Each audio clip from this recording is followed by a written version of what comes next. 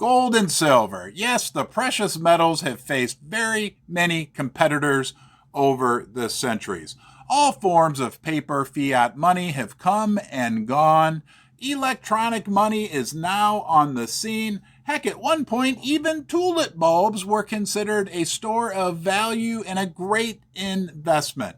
But lately, it's been Bitcoin. People have gone as far as to call it the new gold. Now, I'm not anti-crypto, but there's a couple key things that differentiate gold from Bitcoin that I don't really hear many people talking about. And there are two fundamental keys. And have you ever experienced that in life? Like sometimes the most fundamental, glaringly obvious things are right in front of your face, like your glasses. You just can't see that they're there. I want to point them out, and I want to get your thoughts, your feedback in this video. Let's go.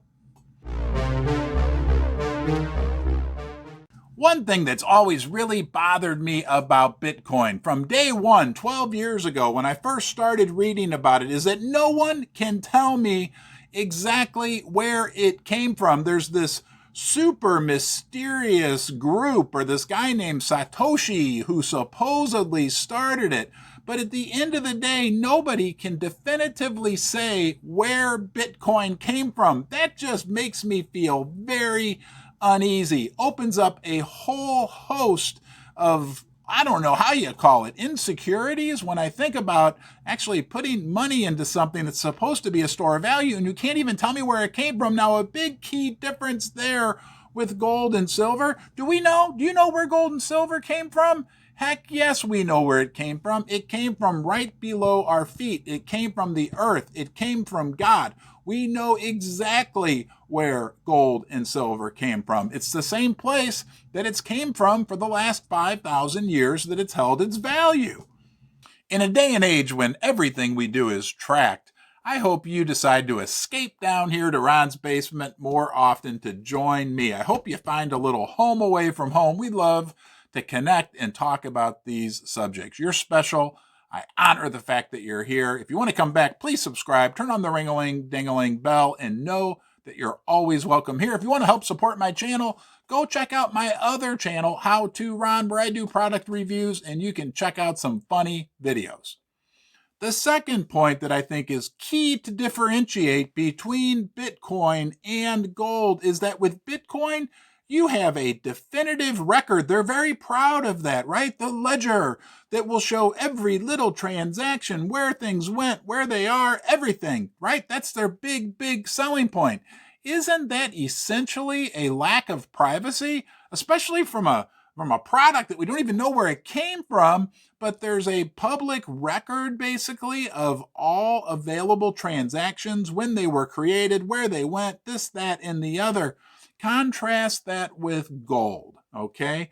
Gold is, nobody can really track gold, okay? Gold is one of the last few refuges of privacy in the world. Heck, just try to figure out how much gold is owned by USA American households.